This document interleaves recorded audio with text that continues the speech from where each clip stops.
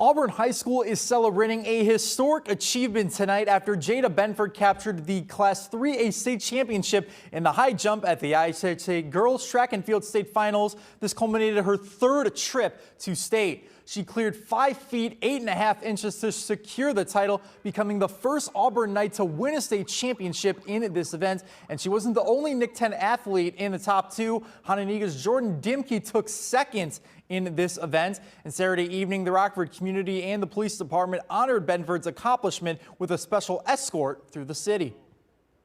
That makes me feel amazing because, in there we got like a whole bunch of names on the boards for records and stuff, but I never knew nobody actually placed first at state. So that actually feels good to do. It feels really good. I set the standards. It feels good to know that I'm low-key, basically the face of the Knights right now.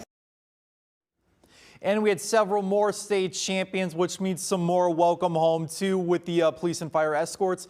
We had here, let's take a look in 1A, Lena Winslow, the Pearl City Co-op with them. They had 4. They won the 4x1, 4x2, and 4x4 relays. And after falling short of the record in the prelims, the relay team broke the 4x400 record with a time of 3:55.78. The previous mark was 3:56.90 set in 2005. And individually, it was Brooklyn Kaiser taking home a state title in the high jump, leaping almost 5.5 feet.